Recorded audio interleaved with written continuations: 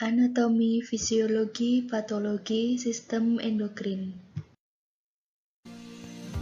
Sistem endokrin adalah kumpulan kelenjar yang memproduksi zat kimia atau hormon.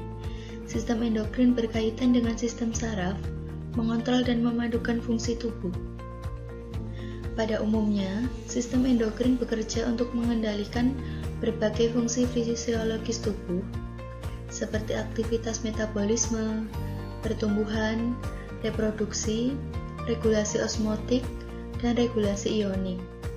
Sistem endokrin pada manusia memiliki fungsi yang paling umum, yaitu membedakan sistem saraf dan sistem reproduktif pada janin yang sedang berkembang, menstimulus urutan perkembangan, mengkoordinasi sistem reproduktif, memelihara lingkungan internal yang optimal, melakukan respons korektif dan adaptif ketika terjadi situasi darurat, mengontrol dan merangsang aktivitas kelenjar tubuh, merangsang pertumbuhan jaringan, dan mengatur metabolisme.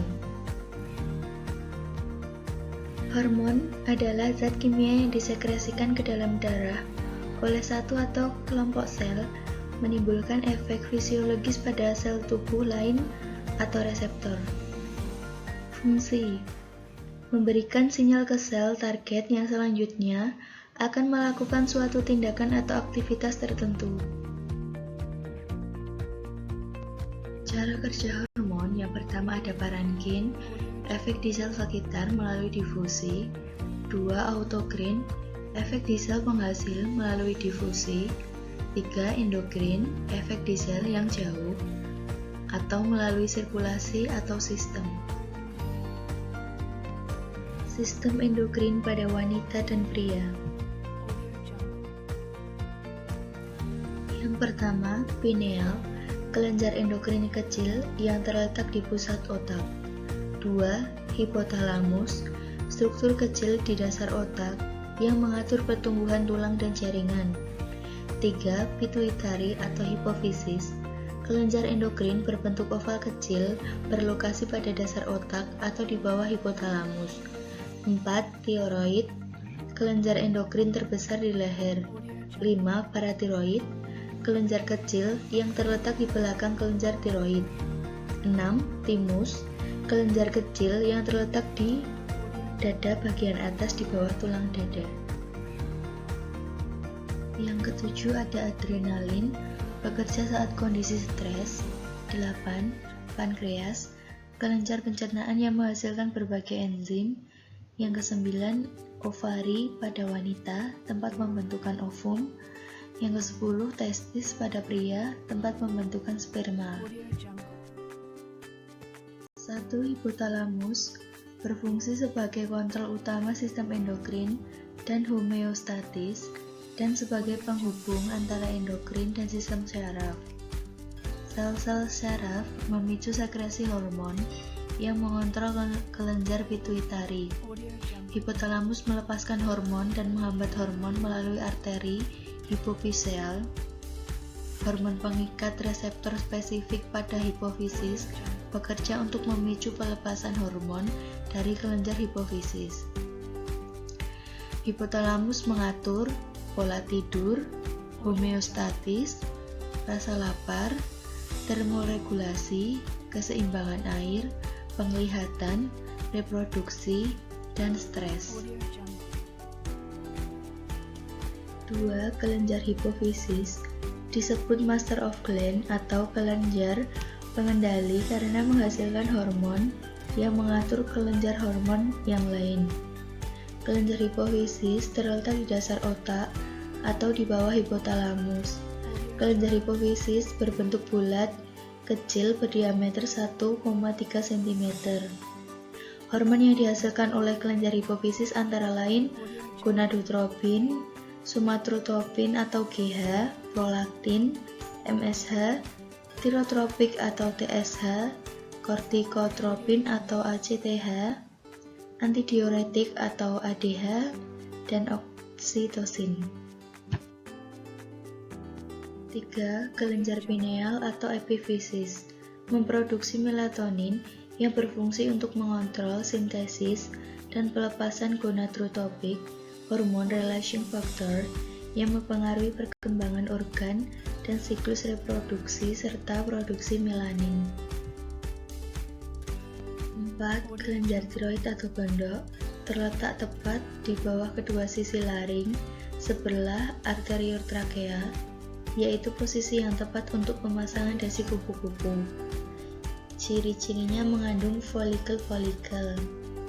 Kelenjar gondok menghasilkan hormon 1. Tiroksin untuk meningkatkan metabolisme energi, 2. Kalsitosin mencegah pengeroposan tulang, menurunkan kadar kalsium dalam darah. 5. Kelenjar paratiroid merupakan kelenjar hasil penimbunan hormon somatotrof atau hormon pertumbuhan. Hormon yang dihasilkan adalah hormon parathormon atau mengatur kadar kalsium dalam darah.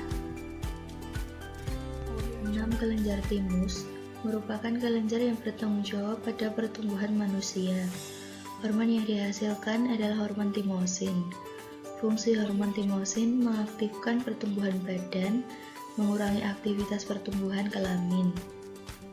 Kelenjar ini menimbun hormon somatotrofin yang akan non-aktif pada saat dewasa. 7. Kelenjar adrenal terdiri atas 2 jaringan aktif penghasil hormon yang secara struktur dan fungsinya berbeda, yaitu korteks adrenal yang berada di luar dan medula adrenal yang berada di dalam. Bagian korteks atau kulit ginjal menghasilkan hormon 1.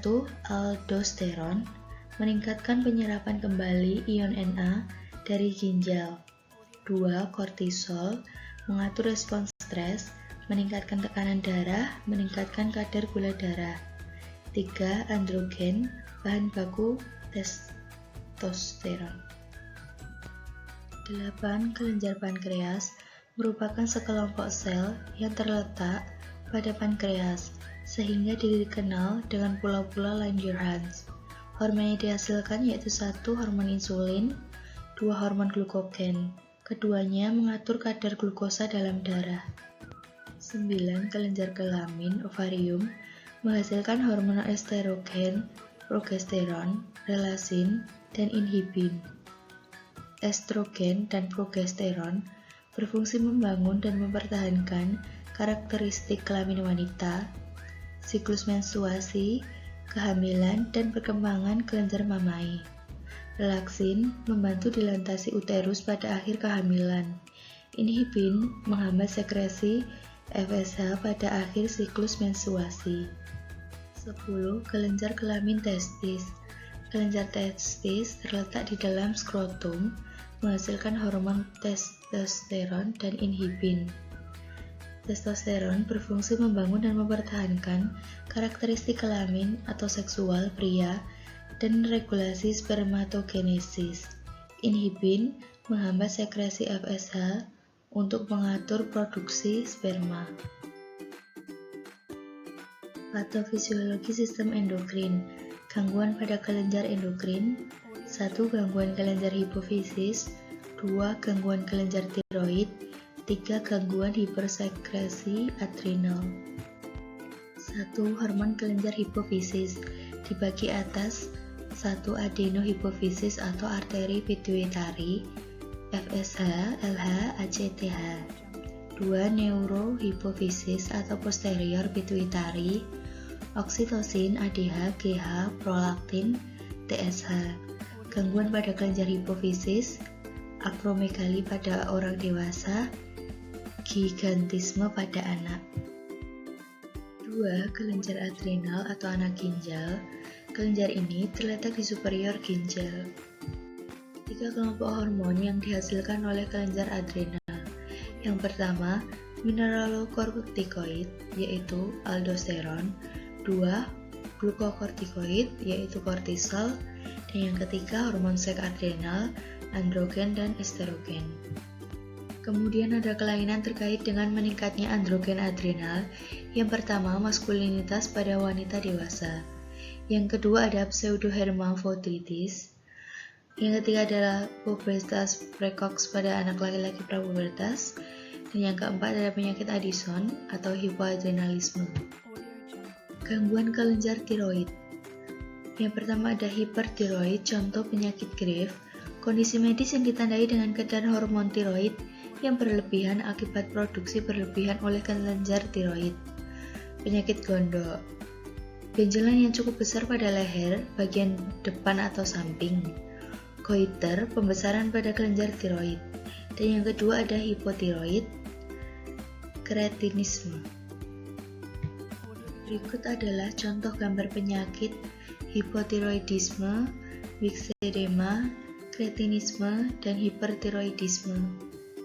Contoh gangguan sistem reproduksi, pada pria ada hipogonadisme, yaitu kegagalan gonad testis pada pria untuk berfungsi dengan baik. Produksi testosteron pada pria terhambat. Yang kedua ada kriptokidisme, yaitu testis yang belum pindah ke kantong kulit di bawah penis sebelum kelahiran. Testis tidak turun umumnya terjadi pada bayi yang cukup bulan dan umum terjadi pada bayi laki-laki yang lahir prematur. Pada wanita ada gangguan menstruasi, pendarahan dari rahim yang terjadi di antara periode menstruasi, terjadi setiap beberapa minggu. Penyebab umumnya azotemia dapat disebabkan oleh hal-hal di luar penyakit. Contohnya meliputi stres psikologi, efek samping pengobatan, atau tanaman herbal. Yang kedua ada kanker genitalia, yaitu kanker vagina, kanker yang tumbuh dan berkembang di vagina. Yang ketiga ada endometriosis, suatu gangguan pada jaringan yang biasanya melapisi rahim tumbuh di luar rahim. Dengan endometriosis, jaringan dapat ditemukan di indung telur, saluran telur, atau usus.